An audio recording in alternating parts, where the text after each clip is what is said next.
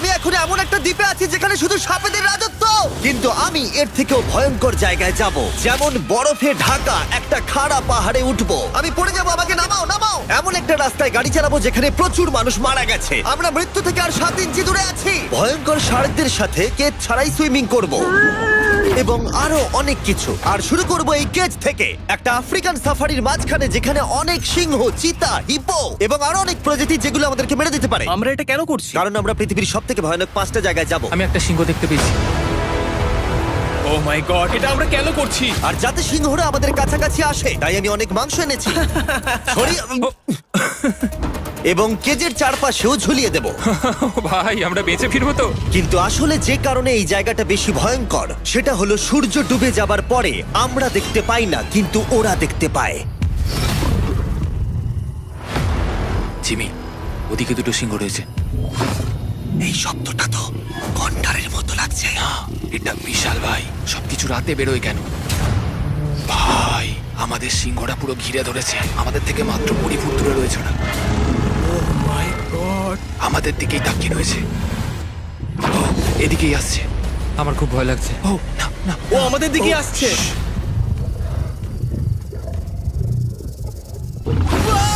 সিংহগুলো আমাদের চারপাশে ঘুরেই যাচ্ছিল। আমরা হয়তো এই ভিডিওটা করতে গিয়ে মারাই যাবো। আর এটা তো সবে শুরু, কারণ এই ভিডিওতে পরের জায়গাগুলো আগের জায়গার থেকে আরো অনেক বেশি ভয়ানক হতে চলেছে। শেষে থাকবে এমন একটা দ্বীপ যেটা সম্পূর্ণ বিষাক্ত সাপে ভরা। আর এবার আমরা আইস ক্লাইম্ব করব একটা বিশাল ভয়ানক ঠান্ডায় জমে যাওয়া জলপ্রপাতে।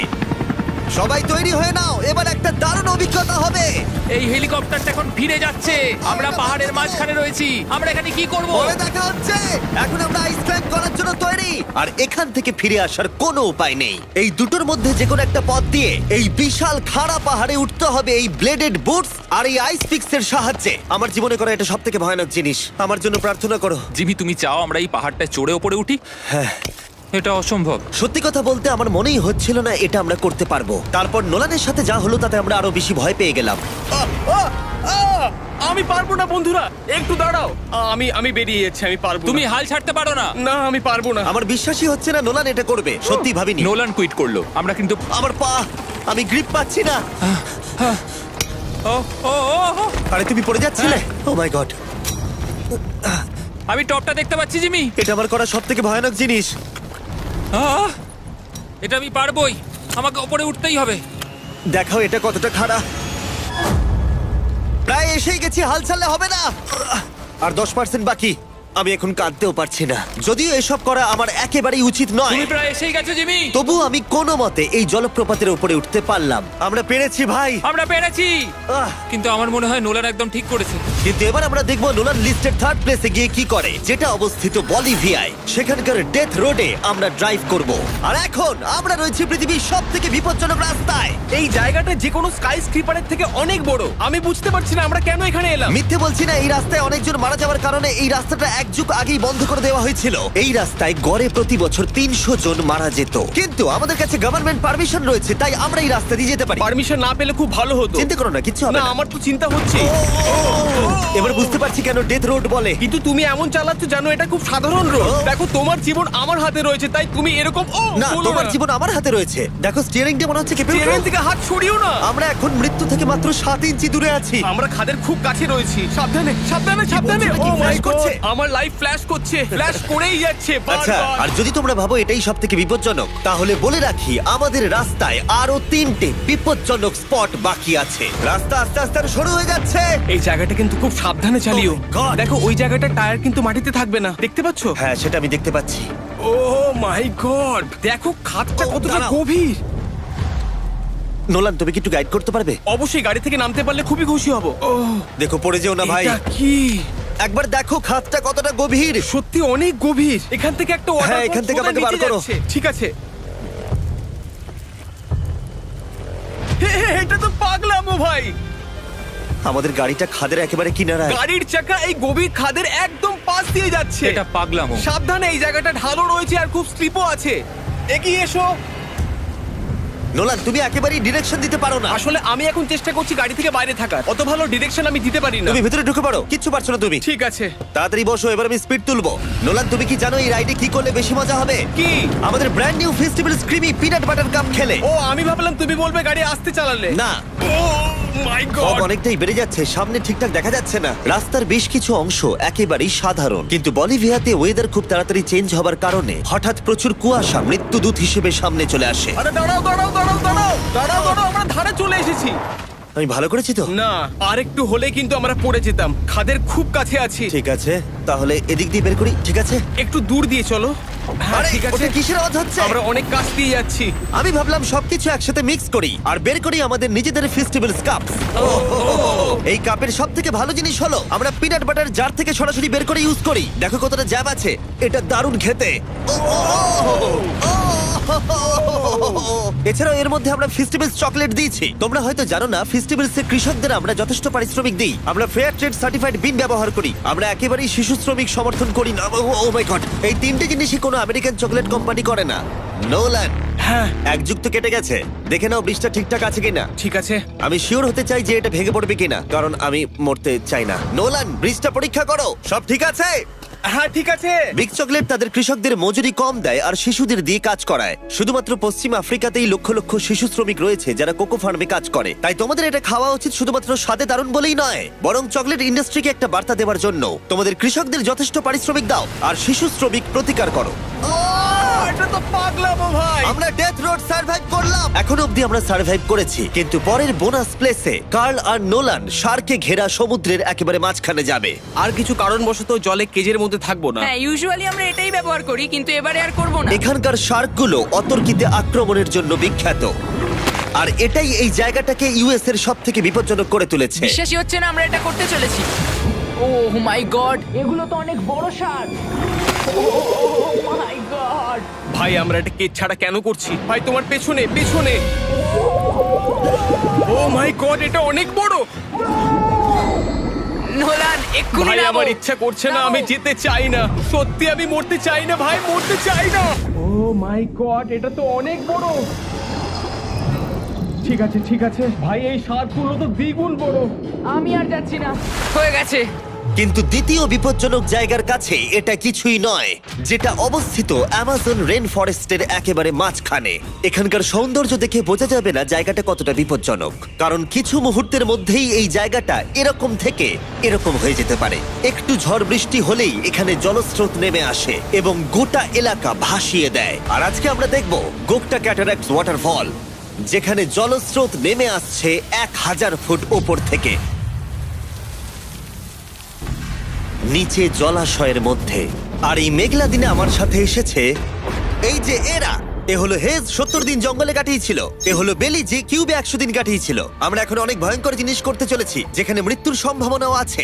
না মানে সেটা এসো, ছিল এসো, না। এসো তোমরা, চলো যাওয়া যাক। আর অনেকক্ষণ পরে আরো অনেকক্ষণ পরে সাবধানে। সব থেকে পিচ্ছিল জায়গায় ট্রেক করা, বিশাল খাড়া জায়গায় যাওয়া যেখানে এখনো মানুষের পা পড়েনি। বেঁচে গেছি। আমরা শেষ পর্যন্ত গন্তব্যে এসে পৌঁছলাম। এটা একটা ওয়াটারফল, দেখতে পাচ্ছ তোমরা? মানে একবার যদি স্লিপ খেয়ে দারুণ পড়ো লাগছে। তাহলে তোমরা শেষ। আর গাইডের সাহায্যে আমরা নদীটা সুরক্ষিতভাবে পার করলাম। এই দেখো, উই! আর তারপরে আমরা কিছু দড়ি সংগ্রহ করলাম, যাতে আমরা ওয়াটারফলের নিচ অব্দি দেখতে পারি। নিচ দেখতে পাচ্ছ? ওয়াও, এটা দারুণ লাগছে। হা! কিন্তু যেমনটা আমি আগে বলেছি, এই জায়গাটা দেখতে যতটা সুন্দর, এক মুহূর্তের ব্যবধানে এটা প্রচন্ড ভয়ঙ্কর হয়ে উঠতে পারে। এখন বিশাল পরিমাণে ঝড় বৃষ্টি শুরু হয়ে গেল। এই জন্যই এটাকে পৃথিবীর সব থেকে ডেঞ্জারাস প্লেস বলা হয়। এই ওয়াটারফলটা এখন আস্তে আস্তে অনেকটা ছড়িয়ে যাবে, অনেকটা জল বেড়ে যাবে, সবকিছু ভাসিয়ে দেবে। এখানে এখন জল অনেক বেড়ে যাবে আর আমাদের বেরোতে হবে। আমরা কি রোপগুলো ব্যবহার করে ওয়াটারফলের পাশ দিয়ে নিচে নামবো? না, একদমই নয়, এটা খুবই বাজে আইডিয়া জিম। আমরা এখন জঙ্গলের মাঝে ফেসে গেছি, এটা তো বাজে ব্যাপার। কত রিস্ক আছে। জিমির দিক দিয়ে কিন্তু কাদা আসছে, অনেক কাদা। আর যে কোনো মুহূর্তে এখানে বাজও পড়তে পারি। আর সত্যি আমি চাই না তুমি মরে যাও। তাই আমাদের ইউটিউব ভিডিও এমার্জেন্সি অপারেশনে বদলে গেল। একটাই উপায় আমরা বেরোতে পারবো, একই পিচ্ছিল এবং খাড়া পথ দিয়ে আমাদের ফিরতে হবে। আর কিছুক্ষণ বৃষ্টি হলে এই জলস্রোত সবকিছু ভাসিয়ে দেবে। তোমরা দেখতে পাচ্ছ জলের পরিমাণ অনেকটা বেড়ে গেছে, আমাদের রাস্তাও ব্লক হয়ে গেছে।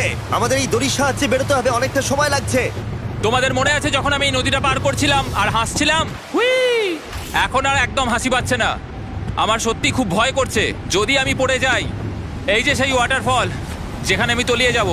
জলের স্রোত দেখো, মানে দেখো, আমি মজা করছি না। এই দড়িটা ধরো আর নিজেকে ঠেলে ওপরের দিকে ওঠো।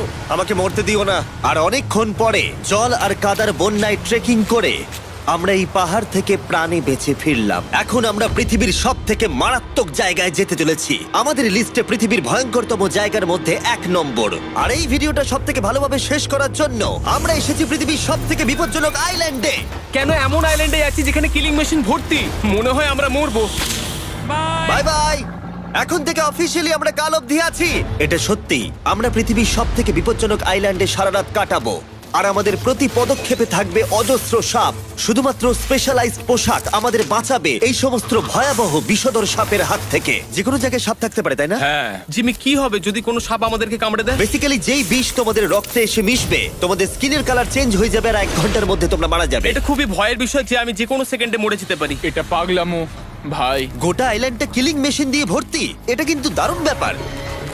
ওপর থেকে কিন্তু দারুণ লাগছে জায়গাটা। তুমি এখান থেকে পড়ে গেলে কিন্তু মরে যাবে। হ্যাঁ, সেটা আমি জানি। সবাই খুব সতর্ক থেকো। তোমরা হয়তো ভাববে স্নেক আইল্যান্ড নাম বলে এখানে হাজার হাজার সাপ ওপেন ঘুরে বেড়াবে, কিন্তু মাটিতে বসবাসকারী প্রাণীদের সাপগুলো মারার পরে ওরা এখন গাছের পাখিদের শিকার করে, কারণ এখন ওরাই একমাত্র জীবিত শিকার। এখন আমরা অফিসিয়ালি জঙ্গলে প্রবেশ করছি। যে কোনো মুহূর্তে সাপ গাছ থেকে লাফ দিয়ে আমাদেরকে কামড়াতে পারে। এতক্ষণ পায়ের চিন্তা করছিলাম, এখন তো গাছ থেকে সাপ পড়ারও আশঙ্কা রয়েছে। এটা পাগলামো ভাই। ও ও ও, এখানে একটা আছে, আমার মুখের সামনে ছিল। এই সমস্ত সাপেদের ধরে বিজ্ঞানীরা তাদের বিষ বের করবে, আর সেটা দিয়ে তারা অ্যান্টি ভেনাম তৈরি করবে। দাঁড়া, ওটা বিষধর। হ্যাঁ, তার মানে ওটা আমায় কামড়ালে আমি মরে যাব। হ্যাঁ, ও, ও, ও, ও, ও! ভালো করে কিন্তু ধরে রাখবে। এটা একটা বাচ্চা। ও না না, এ তো হারিয়ে গেল। তুমি এটাকে ফেলে দিলে। না, পালিয়ে গেল। এটা পালিয়ে গেল। কিন্তু তুমি, মানুষটা সাপটাকে এমন ভাবে ফেললো যেন আমি আমার ফোন ফেলেছি। যত আমরা জঙ্গলের গভীরে ঢুকছি, ঝোপঝাড়গুলো খুব ঘন, আমি আমার সামনে 2 ফুটও দেখতে পারছি না। যে কোনো জায়গায় সাপ থাকতে পারে। আরো বেশি সাপ দেখতে পাচ্ছি। এখানে একটা ও, ও, ও। আর ওখানে একটা। এবার কিন্তু ছাড়বে না, ঠিক আছে? ঠিক আছে। তাড়াতাড়ি ভিতরে ঢুকিয়ে দাও। এই সাপের বিষ কতজন মানুষের জীবন বাঁচাতে পারে? প্রায় 1000 জনের। ও, এটা তো অসাধারণ। সারা বিশ্বের যত অ্যান্টিভেনম পাওয়া যায় তার 90% ব্রাজিল থেকেই পাওয়া যায়। তার মানে হলো যতগুলো সাপ আমরা ধরবো তত হাজার মানুষের জীবন বাঁচবে। জিমি, ওখানে আরেকটা সাপ রয়েছে। ও মাই গড, এটা তো বিশাল। আমরা অনেক খুঁজে পাচ্ছি, ওরা বাইরের দিকে তাই আসছে। দিনের বাকিটা সময় আমরা এই বিষাক্ত সাপগুলোকে ধরতে সাহায্য করলাম। এমনকি আমরা বিজ্ঞানীদের রিসার্চেও সাহায্য করলাম। দেখো, এই সাপটা মাটি থেকে 15 ফুট উপরে রয়েছে, আর সায়েন্টিস্টরা আমাদের গাছটাকে নাড়াতে বললো যাতে এটা নিচে পড়ে যায়। এই গাছগুলোর নিচে আমি কখনোই ক্যাম্পিং করব না। ও তো একটুও নড়ছে না। অনেকগুলো জীবন বাঁচাতে হলে আমাদের অ্যান্টিভেনম দরকার। অন্ধকার ঘন হয়ে এলে আমরা সার্ভাইভ করার দিকে মন দিলাম। এবার ক্যাম্পিং এর সময়।